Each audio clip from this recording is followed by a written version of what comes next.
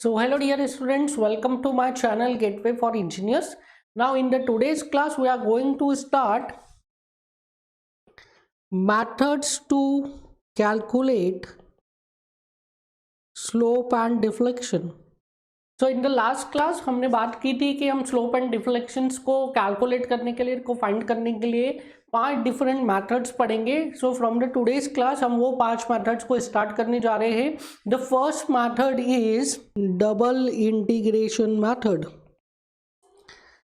Now देखिए, हम लोग कई सारी डिफरेंट मेथड्स पढ़ने वाले हैं स्लोप एंड डिफ्लेक्शंस को कैलकुलेट करने के लिए. नाउ कुछ मेथड्स क्या है, कुछ मेथड्स एप्लीकेबल रहेगी सर्टेन टाइप ऑफ लोडिंग के लिए, सर्टेन टाइप ऑफ बीम्स के लिए. कुछ मेथड्स इजी रहेगी सर्टेन टाइप ऑफ लोडिंग के लिए, certain type of support system के लिए, सर्टेन टाइप ऑफ बीम्स के लिए. जैसे कि कुछ मेथड से आप इजीली कैलकुलेट कर लेंगे स्लोप एंड डिफ्लेक्शन अगर बीम सिंपली सपोर्टेड है. कुछ मेथड से आप इजीली कैलकुलेट कर लेंगे स्लोप एंड डिफ्लेक्शन अगर लोडिंग लग रहा है वो कैसा लग रहा है, वो यूनिफॉर्मली डिस्ट्रीब्यूटेड लोड लग रहा है. सो इस टाइप से अलग अलग मेथड्स का अलग अलग एप्लीकेशन है एंड अलग अलग मेथड्स को आप अलग अलग सिचुएशन के लिए अप्लाई करके जल्दी से आंसर निकाल सकते हैं. ऐसा हो सकता है कि किसी एक लोडिंग कंडीशन के लिए एक मेथड से आंसर बहुत ही लेंदी वे में आ रहा है और दूसरी मेथड से आंसर 2-3 स्टेप्स में आ जा रहा है. तो हमको ये भी देखना है इन मेथड्स को पढ़ते हुए कि कौन सा मेथड किस सिचुएशन के लिए अप्लीकेबल है और किस मेथड को किस सिचुएशन में लगाने पर हमें जल्दी आंसर्स मिल जाते हैं. तो ये जो डबल इंटीग्रेशन मेथड है, this double integration method is suitable for prismatic beam having constant EI. Now पहला जो इस मेथड को अप्लाई करने के लिए जो पहला कंडीशन है, that is this method is applicable when the beam is prismatic and उसका जो EI है, EI that is rigidity, flexural rigidity क्या होना चाहिए, कांस्टेंट होना चाहिए throughout the length of the beam.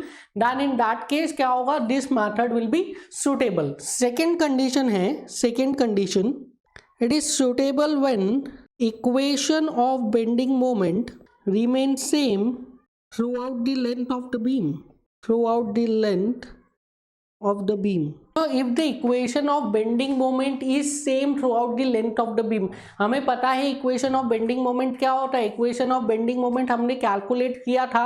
अगर किसी भी सेक्शन पे हमें बेंडिंग मोमेंट कैलकुलेट करना है तो हम उस सेक्शन के या तो लेफ्ट वाले पार्ट को कंसीडर करके बेंडिंग मोमेंट की इक्वेशन लिखते या राइट वाले पार्ट को कंसीडर करके बेंडिंग मोमेंट की इक्वेशन लिखते. सो अगर आपने लेफ्ट वाले पार्ट को कंसिडर किया या राइट वाले पार्ट को कंसिडर किया उससे कोई फर्क नहीं पड़ता है. दिस मेथड इज एप्लीकेबल अगर आप सिर्फ एक इक्वेशन को पूरे के पूरे बीम में अप्लाई कर सकते हैं, then this method is applicable. हमने देखा था अलग अलग सेक्शंस के लिए हमें अलग अलग इक्वेशंस लिखनी पड़ रही थी, but there were some condition जहां पे क्या हुआ था, एक ही सेक्शन पर बेंडिंग मोमेंट का equation was applicable. That is the equation of bending moment was applicable when x is varying from 0 to L. L क्या था, span of the beam, beam का स्पान था. ठीक है. सो कंप्लीट स्पान के लिए अगर एक ही इक्वेशन आप लिख सकते हैं, then in that case this equation is applicable. जैसे कि suppose this is a simply supported beam and this beam is subjected to point load at the centre. This beam is subjected to point load at the center. This is point A, this is point B and this is point C. ठीक है. So for this case आपको कितने sections लेना पड़ेंगे, आपको minimum 2 sections लेना पड़ेंगे. One is here x1 and one is here x2. So x1 section किसके लिए एप्लीकेबल होगा, x1 सेक्शन एप्लीकेबल होगा for the portion AC when x is varying from, if this length total length is L तो ये हो जाएगा L/2. So when x is varying from 0 to L/2 तब के लिए आपको एक इक्वेशन लिखनी पड़ेगी. When x is varying from L/2 to L तब के लिए आपको एक अलग इक्वेशन लिखनी पड़ेगी. दैट मीन्स आपको इस केस में 2 इक्वेशन लिखनी पड़ेगी. सो इस केस में double integration method is not applicable.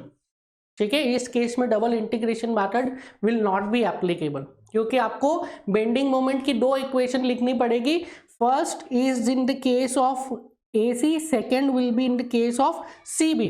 पहला जो इक्वेशन होगा वो AC में वैलिड होगा, सेकेंड इक्वेशन CB में वैलिड होगा। तो आपको कितनी बेंडिंग मोमेंट की इक्वेशन लिखनी पड़ेगी? आपको 2 बेंडिंग मोमेंट्स की इक्वेशन लिखनी पड़ेगी यहाँ पे। So in this case double integration is not valid. On the other hand, अगर इसी केस में क्या हो रहा है, the beam is subjected to uniformly distributed load, the beam is subjected to uniformly distributed load. Now if the beam is subjected to uniformly distributed load, in that case आपको कितने sections लेना पड़ेंगे? आपको सिर्फ एक ही section लेना पड़ेगा, xx, ठीक है। and this section is valid for the complete span, that is x is varying from 0 to s, x is varying from 0 to l, x is varying from 0 to l। आपको सिर्फ एक ही section लेना पड़ेगा, आपको 2 या 2 से ज्यादा सेक्शंस नहीं लेना पड़ेंगे। So for this case you can apply what, you can apply double integration method. समझ में आ गया किसके लिए सुटेबल है, किसके लिए नहीं है। अब ऐसा क्यों होता है वो अभी हम आगे जब इसका डिटेल्स पढ़ेंगे तब हम इसको देखेंगे। सो डबल इंटीग्रेशन मेथड क्या बोलता है? डबल इंटीग्रेशन मेथड बोलता है, according to double integration method, EI into d2y by dx square, this is equals to mx। EI into d2y by dx square, this is equals to mx। now ये equation कहाँ से आई? ये equation bending moment, equation of pure moment से आई। ये हमने पढ़ा था equation of pure moment क्या होता है, m/i is equals to sigma by y is equals to E/r। Now इस में आप दोनों ये वाले टर्म्स को, first term and last term को ले लीजिए, that is m/i is equals to E/r। so I can write EI into 1/r is equals to m। now 1/r क्या होता है? हमने पढ़ा था, what is 1/r? 1/r is nothing but curvature। so curvature क्या होता है? EI into d2y by dx square, this is equals to nothing but m। तो यहाँ से आता है ये डबल इंटीग्रेशन का इक्वेशन, कहाँ से आता है? इक्वेशन ऑफ प्योर मोमेंट से आता है, equation of pure moment, that is EI into d2y by dx square is equals to what, m। So यहाँ पे देखिए डबल इंटीग्रेशन मेथड क्या बोलता है? EI into d2y by dx square is equals to mx। What is EI? हमने देखा था EI was flexural rigidity, ये तो हमें पता ही है। EI बाय L क्या होता है? EI by L is flexural stiffness and EI is flexural rigidity. So EI is flexural rigidity. What is mx? mx is nothing but equation of bending moment at x6। At this section x6 क्या है? Equation of bending moment है, but यहाँ पे there is a condition कि ये जो bending moment का equation है, this equation must be valid throughout the span, पूरे स्पान में ये इक्वेशन वैलिड होना चाहिए। So from here you can write EI d2y by dx square, this is equals to mx। अगर इसको मैं इंटीग्रेट करता हूँ तो I will write, on integrating I will get EI is to dy by dx, this is equals to mx into x plus c1, mx into x plus c1। now यहाँ पे देखिए, यहाँ पे this dy by dx is what? this dy by dx is nothing but slope, this is slope। dy by dx क्या होता है? Slope होता है, ठीक है। सो जो डिफ्लेक्टेड शेप है बीम का, डिफ्लेक्टेड शेप है मेंबर का, उसका स्लोप कौन दे रहा है? उसका स्लोप दे रहा है dy by dx। And this value, this term mx into x plus c1, ये टर्म क्या रिप्रेजेंट कर रहा है? ये टर्म रिप्रेजेंट कर रहा है इक्वेशन ऑफ स्लोप, ठीक है। ये स्लोप का इक्वेशन है, mx into x plus c1। dy by dx क्या है? dy by dx is nothing but slope, and mx into x plus c1 क्या है? This is nothing but equation of slope. Now इसको अगर मैं एक बार और इंटीग्रेट करता हूँ, so on integrating second time you will get EI into y, dy by dx का इंटीग्रेशन क्या हो गया? y, this is equals to mx into x square plus c1x plus c2, mx into x square plus c1x plus c2, इसको correctly लिखते हैं integration of M X D X कर देते हैं, यहाँ पे भी integration of M X D X कर ले, this is more correct. So now again in this case this y is what? This y is nothing but it is deflection. क्या है ये? डिफ्लेक्शन है. किसका डिफ्लेक्शन है? ये बीम का डिफ्लेक्शन है under the load due to the application of load. Beam का डिफ्लेक्शन है. And what is this? mx into integration of mx into D X plus, इसको भी मैं c1x की जगह लिख देता हूँ integration of c1 dx plus c2. Now ये इक्वेशन क्या रिप्रेजेंट कर रहा है? Integration of mx dx plus integration of c1 dx plus c2. ये इक्वेशन क्या रिप्रेजेंट कर रहा है? This equation is representing equation of deflection. ठीक है, ये क्या रिप्रेजेंट कर रहा है? इक्वेशन ऑफ डिफ्लेक्शन को रिप्रेजेंट कर रहा है. तो ऊपर वाला क्या रिप्रेजेंट कर रहा था? This equation was representing equation of slope and this is representing what? Equation of deflection. तो यहाँ से हमें क्या मिल गया? यहाँ से हमें slope and deflection की वैल्यू मिल गई है. ठीक है, यहाँ से हमें slope and deflection की वैल्यू मिल गई है. नाउ ये dy by dx slope को रिप्रेजेंट कर रहा है. कहाँ पे रिप्रेजेंट कर रहा है? एट सेक्शन x, जिस सेक्शन पे आपने मोमेंट की वैल्यू निकाली है. ठीक है, तो आपकी एक ही इक्वेशन है मोमेंट की and that equation is valid for the complete span. So यहाँ पे x की अलग अलग वैल्यूज रखते जाइए, आपको अलग अलग dy बाई डी एक्स की वैल्यू मिलती जाएगी. दैट मीन्स आप स्पान में x की वैल्यू रख दीजिए स्पान में, तो आपको वहां पे क्या मिल जाएगा? dy बाई डी एक्स मिल जाएगा. दैट इज आपको स्लोप मिल जाएगा. सिमिलरली ये जो दे रहा है डिफ्लेक्शन दे रहा है, this equation is giving you deflection. कहाँ पे दे रहा है? जिस पॉइंट पे आपने मोमेंट लगाया, जिस सेक्शन पे आपने मोमेंट कैलकुलेट किया mx, जिस सेक्शन पे आपने mx कैलकुलेट किया वहीं पे तो देगा डिफ्लेक्शन. तो अगर mx का equation is valid for the complete span from x is 0 to x is l, तो आप यहाँ पे 0 टू l कोई सी भी वैल्यू रख दीजिए. इस इक्वेशन में x की कोई सी भी वैल्यू रख दीजिए 0 टू l, आपको उस सेक्शन पे क्या मिल जाएगा? उस सेक्शन पे आपको डिफ्लेक्शन मिल जाएगा. So this dy by dx is giving what? This dy by dx is giving you slope and this y is giving you what? This y is giving you deflection. अब यहाँ पे बात आती है ये c1 और c2 कैसे calculate करना है. यहाँ पे c1 और c2 भी तो है. सो c1 और c2 को आप कैसे कैलकुलेट करेंगे? c1 और c2 को आप कैलकुलेट करेंगे यूजिंग एंड कंडीशन. सो यहाँ पे एक स्टार मार्क करके लिखिए c1 and c2 are integration constants whose value can be calculated by using end condition. And condition क्या है? हमने अभी लास्ट क्लास में देखा था. एंड कंडीशन क्या पढ़ी थी? And condition if the end is fix, तो वहां पे क्या होता है? स्लोप भी जीरो, डिफ्लेक्शन भी zero. That means dy by dx भी जीरो एंड y भी zero. If the end is hinge, वहां पे क्या होता है? Slope is non zero but deflection is zero. That is dy by dx is not equals to 0 but y is equals to 0. If the end is roller support, end पे क्या लगा है? roller support लगा है. That in that case slope is not equals to 0 but deflection is 0. That means dy by dx is not equals to 0 but y is equals to 0. So end conditions लगा के आप क्या निकालेंगे? c1 c2 की values calculate करेंगे. So c1 and c2 की value आप easily calculate कर सकते हैं by using end conditions. Now before moving further, we will discuss about sign convention of slope and deflection. Now this is very important and थोड़ा सा tricky भी है. ठीक है, तो आप इसको अच्छे से समझेंगे. Sign convention for slope and deflection. Now deflection के लिए देखते हैं सबसे पहले साइन कन्वेंशन. सबसे पहले हम देखेंगे फॉर डिफ्लेक्शन. डिफ्लेक्शन के लिए the sign convention is very easy and straight. Positive deflection is that deflection which is in upward direction and negative deflection is that deflection which is in downward direction. So for deflection, upward is positive and downward is negative. So deflection के case में क्या है आपका sign convention, the downward deflection is considered as negative, upward deflection is considered as positive. जो load का sign convention है ना, load का साइन कन्वेंशन, डाउनवर्ड लोड हम नेगेटिव लेते हैं, अपवर्ड लोड को पॉजिटिव लेते हैं, वही साइन कन्वेंशन आपको यूज करना है, आप याद रखेंगे।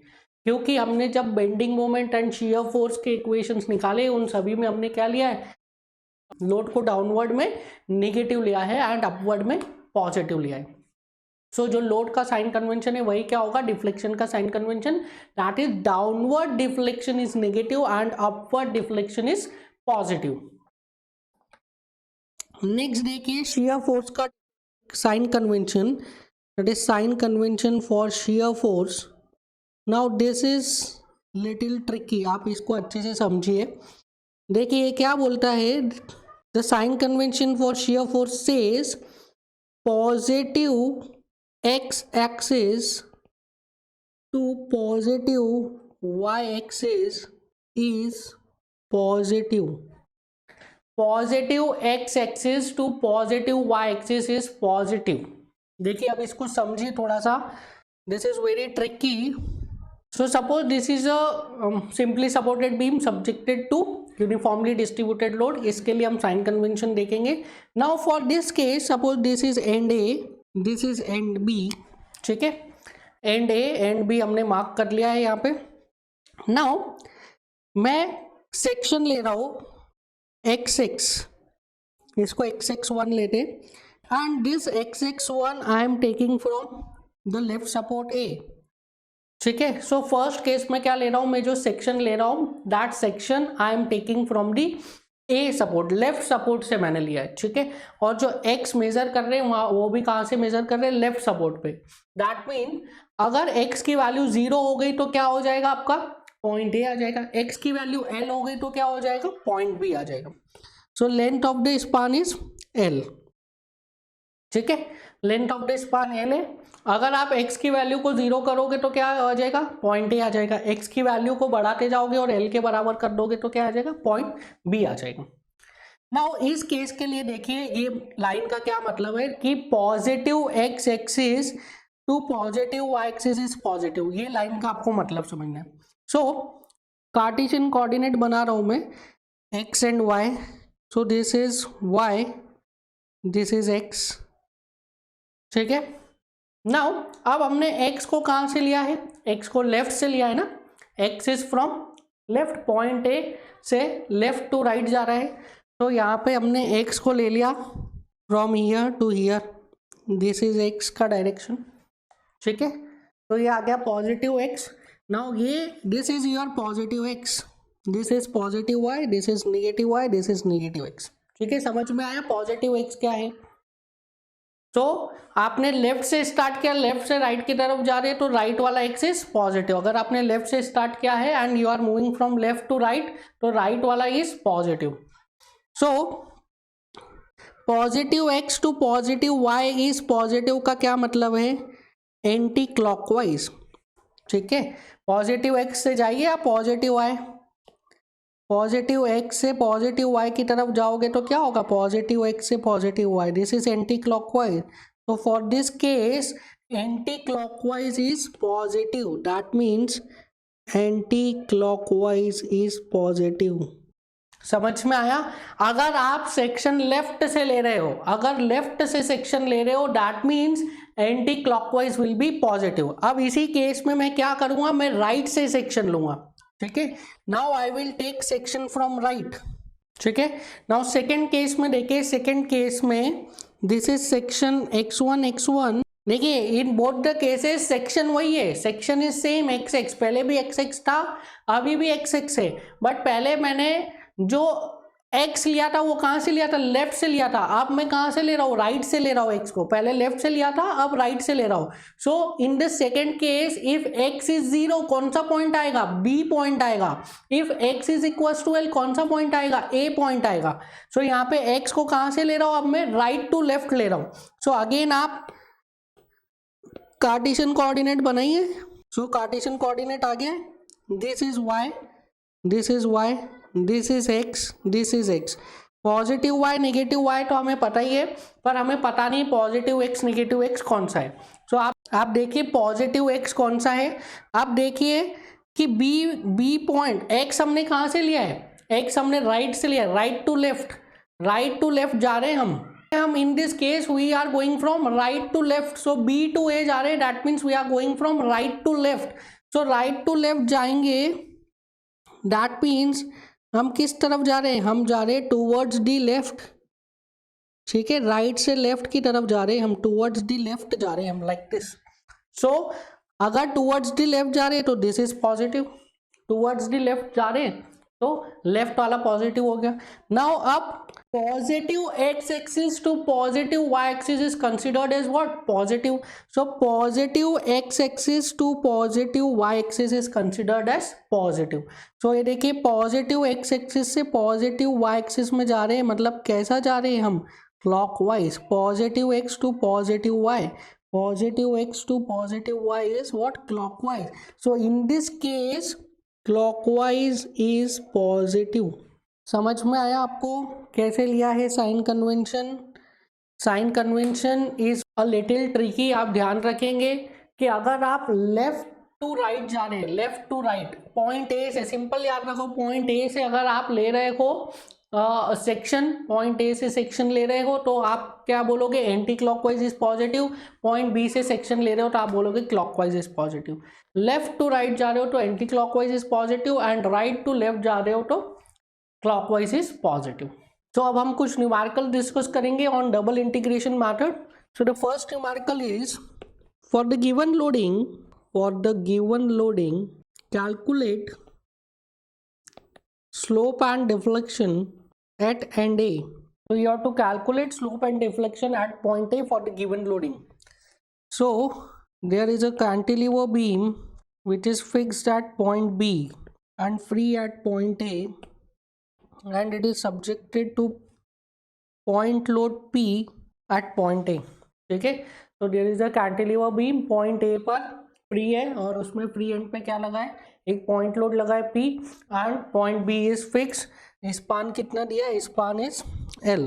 तो सबसे पहले तो आप देखिए suitability of double integration method, क्या डबल इंटीग्रेशन मेथड इस लोडिंग डायग्राम के लिए सुटेबल है, यू विल से यस, क्यों, बिकॉज इसमें आपको सिर्फ एक ही सेक्शन लेना है। देखिए if you are taking one section, this is at a distance of x, section xx is at a distance of x, तो इसके लिए जो आप बेंडिंग मोमेंट का इक्वेशन लिखोगे that will be valid for the complete span from x equals to 0 to x is equals to L, complete span के लिए एक इक्वेशन ही वैलिड होगी। so you can write equation of moment mx, सो इस section पे आप रखिए mx की equation लिखिए।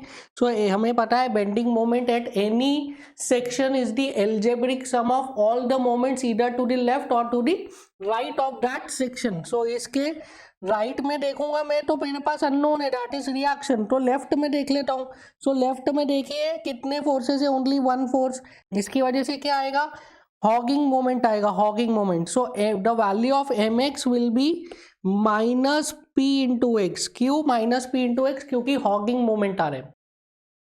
We know that according to double integration method ei d2y by dx square is equals to how much, it is equals to mx and the value of mx is minus px। तो integrate करिए, you will get ei into dy by dx is equals to what, it is equals to minus p into x square by 2 plus c1, this is equation number 1। ठीक है, तो क्या आ गया आपका equation, ei into dy by dx is equals to minus p into x square by 2 plus c1। So put करिए end condition, so I am putting end condition at x is equals to, देखिए यहाँ पे at x is equals to L, x को अगर L के बराबर कर दिया तो क्या आ जाएगा, पॉइंट B, पॉइंट B पे स्लोप कितना है, eight x is equals to L, dy by dx is how much, dy by dx is 0, so at x is equals to L, dy by dx कितना आ रहा है, it is 0। So put करिए यहाँ पे ei into 0 is equals to minus p into L square by 2 plus c1, तो c1 कितना आ जाएगा, c1 will be pl square by 2। सो आपका जो इक्वेशन नंबर 1 है वो क्या हो जाएगा, E I into d y by d x this is equals to minus P x square by two plus P L square by two. ठीक है, सो इक्वेशन क्या आ गया, E I into d y by d x is equals to minus P x square by two plus C one था, so C one की value क्या आ गई, P into L square by to. सो यहाँ से आप इसको एक बार और इंटीग्रेट करिए, so from here you will get E I into y this is equals to minus P x cube by six plus P L square by two into x plus C two. So P x square two का integration क्या हो गया, P x cube by six and P L square by two का integration क्या हो गया, P L square into three P L square by two into x. Now again you have to calculate value of C two, तो क्या करना पड़ेगा, end condition रखनी पड़ेगी। तो end condition at x is equal to, देखिए आपको y निकालना है, अब देखिए आपको किसकी टर्म्स में चाहिए, एंड कंडीशन आपको चाहिए y की टर्म्स में, दैट इज डिफ्लेक्शन की टर्म्स में। So at x is equals to, देखिए कितना l, at x is equals to l, x जब l के बराबर हो जाएगा तो कौन सा पॉइंट आ जाएगा, b पॉइंट पे क्या है, डिफ्लेक्शन इज जीरो, तो we'll put at x is equals to l, y is equals to zero, so you will get ei into 0 this is equals to minus px cube by 6 plus pl cube by 2 plus c2। सो यहाँ से आपकी c2 की value आ जाएगी, that is px cube by 6 minus pl square by 2। So 1 by 6 minus 1 by 2 कितना हो जाता है, it is nothing but 1 by 3। सो यहाँ से c2 की वैल्यू आ जाएगी minus pl square by 3। Now you can get the value of ei into y, so ei into y is minus px cube by 6 plus pl square x by 2 minus pl cube by 3। So this is equation number 2, that is equation of deflection, this is equation of deflection। and equation of slope क्या आया था आपका, ei into dy by dx this is equals to minus px square by 2 plus p l square by 2। this is equation number 1, that is equation of slope। सो आपके पास यहाँ से slope की equation भी आ गई, आपके पास यहाँ से डिफ्लेक्शन की इक्वेशन भी आ गई, यू कैन इजीली सॉल्व। ठीक है, आप इजीली इसको सॉल्व कर सकते हैं, किसी भी पॉइंट पे आप x की अलग अलग वैल्यूज रखते जाइए इस इक्वेशन में, and you will be able to calculate किसी भी सेक्शन पे स्लोप एंड डिफ्लेक्शन, इस बीम के किसी भी पॉइंट पे आप स्लोप एंड डिफ्लेक्शन कैलकुलेट कर सकते हैं। क्या करना है आपको, सिर्फ x की वैल्यू रखनी है। नाउ क्वेश्चन में हमसे क्या पूछा है, क्वेश्चन में हमसे पूछा है slope and deflection at the free end. So at end A x कितना है, x is equal to 0, so slope at A कितना हो जाएगा, it is E I into d y by d x at x is equal to 0 this is equal to 0 p into x square by two, x 0 है तो ये term 0 हो गया, plus P L square by 2। तो d y by d x कितना आ गया, it is P L square by 2 E I. तो एट पॉइंट ए कितना आ रहा है slope, P L square by 2 E I, यही लिखा था हमने, जो स्टैंडर्ड हमने फॉर्मूलेस लिखे थे लास्ट लेक्चर में वो यही लिखा था, that if a cantilever beam is subjected to point load at the free end, तो फ्री एंड पे कितना स्लोप आता है, this is nothing but P L square by 2 E I. Similarly deflection निकालिए, deflection at A this is equals to E I into y at x is equals to 0 this is equals to, देखिए शुरू की दो term 0 हो जाएगी, this will be 0 क्योंकि x 0 है तो ये 0 हो जाएगा, second term will be 0 and the value is minus P L cube by 3। So y कितना हो जाएगा, y is P L cube by 3 E I minus, negative है मीन्स, नेगेटिव मीन्स कहाँ पे होगा डिफ्लेक्शन, अपवर्ड या downward, negative means deflection is downward, negative है तो डिफ्लेक्शन कहाँ पे आएगा, डिफ्लेक्शन डाउनवर्ड आएगा। अब स्लोप देखिए, स्लोप क्या आ रहा है, पॉजिटिव आ रहा है। अब बताइए क्लॉकवाइज होगा या एंटी क्लॉकवाइज, आप डायरेक्टली नहीं बता सकते, आपको देखना पड़ेगा कि आपने x कहाँ से लिया है। तो आपने x कहाँ से लिया है, देखिए x आपने लिया है फ्रॉम लेफ्ट टू राइट आपने x लिया है, तो हमें पता है अगर लेफ्ट टू राइट x लेते हैं दैट मीन्स कैसा होता है slope, positive is anti clockwise, negative is clockwise, so positive आ रहा है that mean the slope is anti clockwise. So left to right लिया है ना हमने, left to right that means anti clockwise is positive. ठीक है, अगर आप चाहे तो आप बना के भी देख सकते हैं, कार्टेशियन कोऑर्डिनेट बना के देख लीजिए। This is plus y, this is minus y, this is x, this is also x. आपने कहाँ से लिया, लेफ्ट टू राइट लिया है, left to right. So left to right लोगे तो कैसा लोगे, in this direction. So this is plus S x, this is minus x, plus x to plus y is positive, plus x to plus y is positive. So positive क्या हो गया यहाँ पे देखिए, दिस इज एंटी क्लॉकवाइज, सो यहाँ पे हो गया एंटी क्लॉकवाइज इज पॉजिटिव। तो अगर पॉजिटिव वैल्यू आ रही है dy बाई डी एक्स की, उसका मतलब क्या है, स्लोप कैसा है, anti clockwise, the slope is anti clockwise. देखिए आपको और यहाँ से फिजिकली भी बता देते, ये जो बीम है डिफ्लेक्ट कैसा होगा, this beam will deflect like this. ठीक है, इस तरीके से बीम डिफ्लेक्ट होगा। तो देखिए डिफ्लेक्शन कैसा आ रहा है, डाउनवर्ड, एंड स्लोप कैसा आ रहा है, देखिए यहाँ से the beam is rotating in anti-clockwise direction, slope is like this, anti-clockwise, initially the slope is 0, finally the slope is like this, so this is what, this is anti-clockwise। तो slope कैसा आ गया, slope is anti-clockwise। इजीली आप समझ सकते हैं, अगर ये sign convention याद है तो आपको इजीली वैल्यूज मिल जाएगी। नाउ नेक्स्ट न्यूमेरिकल लिखिए, for the given loading diagram, for the given loading diagram calculate slope and deflection at point A. So for the given loading diagram what you have to do, you have to calculate slope and deflection at point A। तो point A पे slope and deflection निकालना है। क्या दिया है आपको loading diagram, the loading diagram is again a cantilever beam which is fixed at point B। So this is point B, this is point A, but this time this cantilever beam is subjected to uniformly varying load of intensity 0 at point A and W at point B। Point A पर मतलब free end पे intensity कितना है 0 and fixed and पे intensity कितना है W। So this is the loading diagram, this is the loading diagram. Span कितना है, स्पान इज L। ठीक है, नाउ आप बताइए double integration method is suitable for this loading और नॉट। ये लोडिंग कंडीशन, ये सपोर्ट कंडीशन के लिए डबल इंटीग्रेशन मेथड सुटेबल है या नहीं है, you will say yes, double integration method is suitable. क्यों सुटेबल है, बिकॉज इसमें अगर आप एक सेक्शन लेते हो x x which is at a distance of small x, किसी भी एंड से ले सकते हैं, ए से लो या बी से लो, तो वो एक सेक्शन से ही आपका पूरा का पूरा स्पान कवर हो जाएगा, आपको मल्टीपल नंबर ऑफ सेक्शंस लेने की जरूरत नहीं है। सो सिंगल सेक्शन से आपका क्या हो जाता है, पूरा स्पान कवर हो जाता है।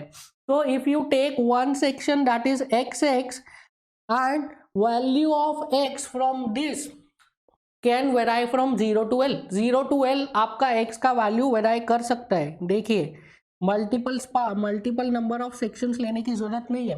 देखिए जहाँ पे भी पॉइंट लोड आएगा, सडन कुछ चेंज आएगा, वहां पे आपको सेक्शन चेंज करने की जरूरत है।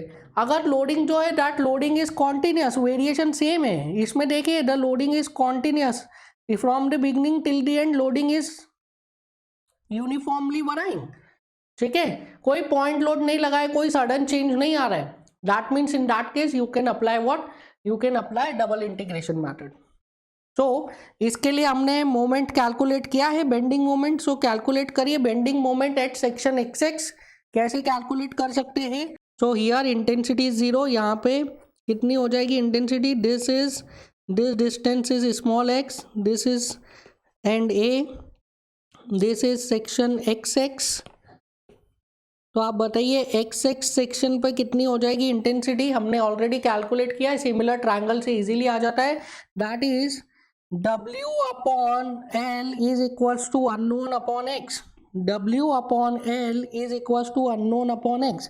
तो अननोन क्या हो जाएगा, W upon L into x, तो अननोन की वैल्यू आ गई आपकी easily, that is W upon L into x, और आप इसको ऐसा भी बोल सकते हैं W into x by L.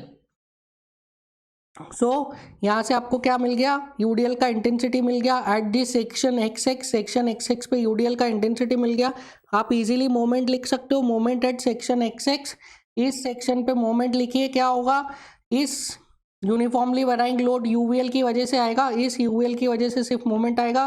कैसा रोटेट करेगा बीम को, इन दी हॉगिंग डायरेक्शन, हॉक करेगा। सो इट इज माइनस, लोड कितना हो जाएगा, it is half into base into height is W into x by L. ये लोड एक्ट कहाँ पे करेगा, इस ट्राइंगल के CG पे। इस ट्राइंगल का CG कितना, it is equal to x by 3 distance from this end. ये सब हम डिस्कस कर चुके हैं, ठीक है। इस ट्राइंगल का CG पे लगेगा ना ये यूनिफॉर्मली वैराइंग लोड, ठीक है। और ट्राइंगल का CG का it is at a distance of x by 3 from this and, x x section से x बाई 3 डिस्टेंस पे आएगा। सो इंटू एक्स बाई 3 कितना हो गया मोमेंट का value, it is W x cube by 6L minus में। सो mx is minus W x cube by 6L। we know according to double integration method ei d2y by dx square is how much, it is equals to mx which is equals to minus wx cube by 6L. so we can write ei into dy by dx, this is equals to minus wx की power 4 upon 24L plus c1। Integration कर दीजिए, तो dy by d2y by dx square का integration हो जाएगा dy by dx, और WX cube by 6L का integration हो जाएगा WX की power 4 by 24L plus integration constant आ जाएगा, that is C1। Now C1 की वैल्यू निकालना है तो क्या करेंगे, हम एंड कंडीशन रखेंगे। So end condition at x is equals to, अब देखिए एंड कंडीशन यहाँ पे हमें क्या चाहिए, हमें वो पॉइंट चाहिए जहाँ पे dy बाई dx की वैल्यू 0 हो जाए, तभी तो हम C1 की वैल्यू कैलकुलेट कर पाएंगे। सो dy बाई dx की वैल्यू 0 कहाँ पे होगी, पॉइंट B पे। पॉइंट B पर x की कितनी वैल्यू है, पॉइंट B पर x की value is L। So end condition रखेंगे हम at x is equal to L, dy by dx is 0। तो ei into 0 this is equal to minus WL की power 4 upon 24L plus C1। यहाँ से C1 आ जाएगा, it is WL cube by 24, C1 is WL cube by 24। So slope की equation क्या हो जाएगी, EI dy by dx this is equal to minus WX की power 4 upon 24L plus WL cube by 24, this is equation number 1। That means किसकी equation है, ये slope की equation है।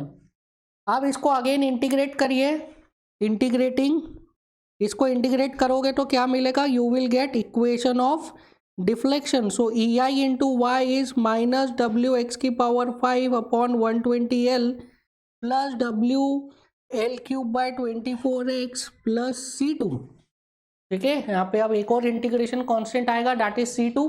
अब C2 की वैल्यू निकालनी तो again what you have to do, you have to put end conditions. कैसा एंड कंडीशन रखोगे, अब आप डिफ्लेक्शन का एंड कंडीशन रखना है y, आपको वो पॉइंट सिलेक्ट करना है जिसपे y इक्वल्स टू 0 होना चाहिए। सो एंड कंडीशन रखेंगे at x is equals to, आपको वो पॉइंट सिलेक्ट करना है जिसपे y 0 होना चाहिए। तो y 0 किस पे होगा, डिफ्लेक्शन 0 किस पे होगा, पॉइंट B पे, क्योंकि point B is a fix support. Point B पर डिफ्लेक्शन 0 है तो x कितना है पॉइंट B पे, पॉइंट B पे x is equals to L। so you have to write end condition at x is equals to L, y is how much, y is 0। so at x is equals to L, y कितना है, 0 है। so you can write ei into 0 this is equals to minus W L की power 5 upon 120L plus WL की power 4 upon 24 plus C2। So from here you will get C2 is equals to WL की power 4 upon 120 minus WL की power 4 upon 24। So 1 by 120 minus 1 by 24, 1/24 को आप लिख सकते हैं 5/120, तो 1/120 माइनस 5/120 कितना हो जाएगा, इट इज 4/120, नेगेटिव का -4/120, -4/120 इज व्हाट, 1/30, तो इट इज -WL की पावर 4/30। C2 की वैल्यू आ गई। You can now write equation of deflection EI into Y, it is equals to minus WX की power 5 upon 120L plus WL cube by 24 into x plus C2 की value भी रख दीजिए यहाँ पे, इट इज माइनस WL की power 4/30, ठीक है, -WL की power 4/30। This is what, this is equation number 2, that is equation of deflection. तो आपका स्लोप का भी इक्वेशन आ गया, डिफ्लेक्शन का भी इक्वेशन आ गया, दोनों इक्वेशन किसकी टर्म्स में, एक्स की टर्म्स में। तो एक्स की अलग अलग आप वैल्यूज रखते जाइए, आपको क्या मिल जाएगा, dy/dx की वैल्यू मिल जाएगी एंड y की वैल्यू मिल जाएगी। सो हमें कहाँ पे निकालना है slope and deflection, at the free end, तो फ्री एंड पे हम निकालना है। So at free end x कितना, एक्स इज इक्वल टू 0, तो स्लोप कितना हो जाएगा, slope is dy/dx at x is equal to 0 into EI, this is equal to, देखिए अब इस इक्वेशन में रखना है आपको x इज इक्वल टू 0, तो ये वाला टर्म 0 हो जाएगा, ये वाला टर्म बचेगा WL cube by 24। So dy/dx कितना हो जाएगा at x is equal to 0, it is WL cube by 24 EI, WL cube by 24 EI। Now again in this case आप देखिए आपने x कहाँ से लिया था, x हमने लिया था फ्रॉम द लेफ्ट से x लिया था, लेफ्ट से x लिया था, तो मतलब एंटी क्लॉकवाइज इज पॉजिटिव, मतलब हमारा आंसर अगर पॉजिटिव आएगा तो स्लोप कैसा होगा, अगर आंसर पॉजिटिव आएगा तो slope will be anti clockwise, and यहाँ पे आंसर पॉजिटिव आ रहा है, that means slope is what, slope is anti clockwise, ठीक है। तो स्लोप आ गया WL क्यूब बाय 24 EI। अब डिफ्लेक्शन की बात कर लेते हैं। So deflection is y at x is equal to 0 into EI, this is equal to, अब यहाँ पे रखिए आप, this is the equation of deflection. इस इक्वेशन में एक 0 रखोगे तो फर्स्ट टर्म 0, सेकेंड टर्म 0, क्या बचेगा, third term, that is WL की power 4/30, so you will get minus WL की power 4/30, so y at x is equals to 0 is WL की पावर 4 minus WL की power 4 upon 30 EI। Now negative आ रहा है, that mean deflection कैसा है, deflection is downward, तो this deflection is coming in downward direction. Slope कैसा आ रहा है, slope is in anti clockwise direction. So इस तरीके से अगर मोमेंट का इक्वेशन कॉन्टिन्यूस है तो आप इजीली क्या उसके लिए कैलकुलेट कर सकते हैं, आप उसके लिए slope and deflection easily calculate कर सकते हैं। मोमेंट का जो इक्वेशन है वो वैलिड होना चाहिए for the complete span, that is from x is equal to 0 to x is equal to L, या स्पान अगर L से बड़ा है तो उसके लिए भी होना चाहिए, ठीक है। फॉर द कंप्लीट स्पान आपका क्या होना चाहिए, मोमेंट का equation should be constant. Now next numerical लिखिए, next numerical, calculate slope and deflection at the center for the loaded structure shown below। so in this case आपको क्या दिया है, there is a simply supported beam and this beam is subjected to uniformly distributed moment of intensity m kilonewton meter per meter। Span कितना है, span is L। so for this structure you have to calculate what, you have to calculate slope and deflection at the centre पे आपको slope and deflection calculate करना है। So this is point A, this is point B and this is centre point C, L/2 L/2। Now video को pause करिए और इस question को solve करने की कोशिश करिए, वीडियो को पॉज करके इस क्वेश्चन को सॉल्व करिए आप। आई होप आपने इस क्वेश्चन को सॉल्व किया होगा वीडियो को पॉज करके। नाउ इसका सॉल्यूशन देखते हैं। So we know that EI into d2y/dx square is equals to what, it is equals to mx। तो एक सेक्शन ले लेते हैं हम। So I am taking a section xx which is at a distance of small x from support A support से small x distance पे क्या लिया है मैंने, xx सेक्शन लिया है। नाउ इन दिस केस क्या होगा, एक रिएक्शन आएगा, तो सबसे पहले हमें क्या कैलकुलेट करना पड़ेगा, रिएक्शन कैलकुलेट करना पड़ेगा। तो रिएक्शन कैलकुलेट करिए, this is R A, this is R B, calculate the value of R A and R B. ये हम ऑलरेडी कर चुके हैं इस टाइप का एक क्वेश्चन, वहां पे हमने ऑलरेडी रिएक्शन कैलकुलेट की है। यूनिफॉर्मली डिस्ट्रीब्यूटेड मोमेंट का हमने एक क्वेश्चन किया, उसमें सेंटर पे क्या पूछा था, सेंटर पे बेंडिंग मोमेंट पूछा था आपसे। इसके लिए हमने shear force diagram and bending moment diagram भी बनाए। तो रिएक्शन कैलकुलेट करते हैं ए पॉइंट पे रिएक्शन कैलकुलेट करेंगे।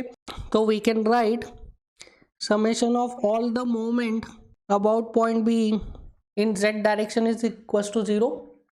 Summation of mz about point B is equal to 0। So B के अबाउट मोमेंट इक्विलिब्रियम लगा रहा हूँ मैं, बी के अबाउट आर ए कैसा घुमाएगा, R A will be clockwise. तो I will write plus R A into L. ये जो यूनिफॉर्मली डिस्ट्रीब्यूटेड मोमेंट लग रहा है ये कैसा है, this uniformly distributed moment is also clockwise. So I will write plus M. अब देखिए ये जो मोमेंट है, क्या ये एम का मोमेंट है? No, this is M kilo newton metre पर मीटर। तो अगर मुझे मोमेंट कैलकुलेट करना है तो इस यूनिफॉर्मली डिस्ट्रीब्यूटेड मोमेंट को किससे मल्टीप्लाई करना पड़ेगा, लेंथ से। जैसे यूनिफॉर्मली डिस्ट्रीब्यूटेड लोड के केस में हमें लोड कैलकुलेट करना होता है, तो यूनिफॉर्मली डिस्ट्रीब्यूटेड लोड की इंटेंसिटी को हम किससे मल्टीप्लाई करते हैं, लेंथ से, तब हमें लोड मिलता है। Similarly in this case uniformly distributed moment लग रहा है, तो हमें अगर मोमेंट कैलकुलेट करना है तो क्या करना पड़ेगा, हमें लेंथ से मल्टीप्लाई करना पड़ेगा। सो ये जो यूनिफॉर्मली डिस्ट्रीब्यूटेड मोमेंट लग रहा है ये कितनी लेंथ पे लग रहा है, this uniformly distributed moment is acting over L length. So क्या करना पड़ेगा, एम इंटू एल करना पड़ेगा। From here you can get value of R A. R A का वैल्यू कितना आ जाएगा, it is minus M, R A is minus M.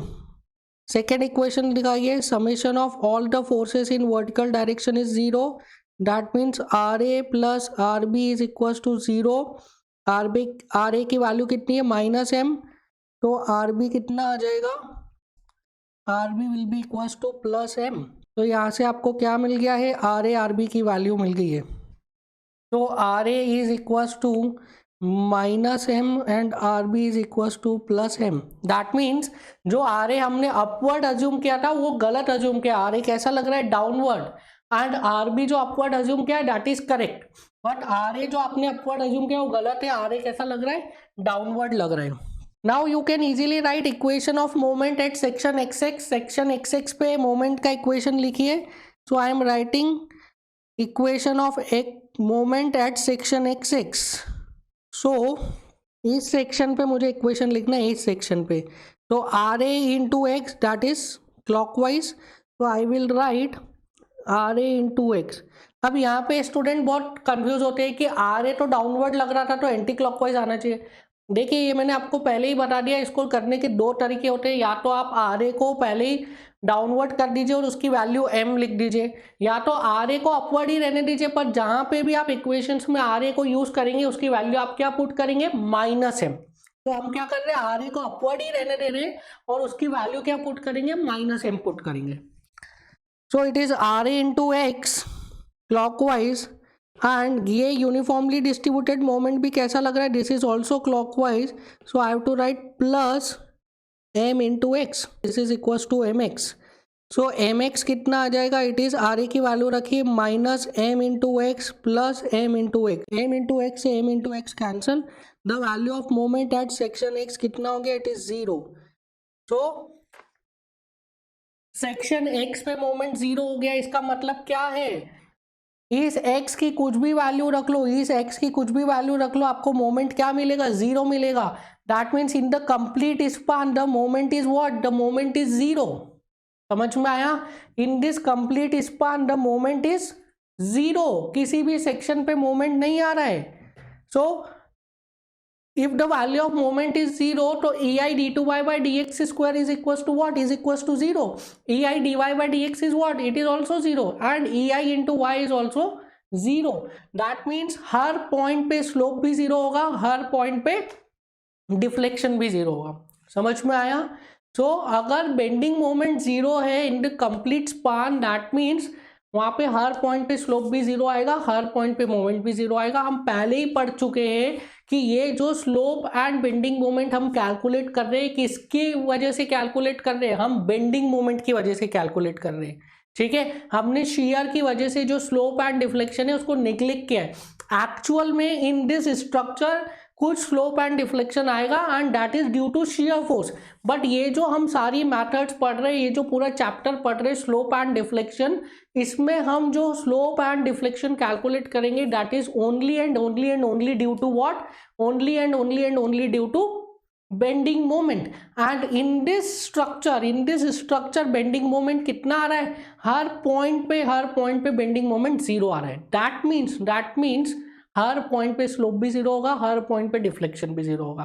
ठीक है, मैंने जब आपको बोला था कि आप वीडियो को पॉज करके इस क्वेश्चन को सॉल्व करिए, तो अगर आपने वाला वीडियो देखा है जिसमें हमने इस स्ट्रक्चर के लिए shear force diagram and bending moment diagram बनाया था, तो आप इसको in less than 1 minute solve कर सकते हैं। ठीक है, this is a objective, this is not a conventional numerical, ये ऑब्जेक्टिव न्यूमेरिकल है।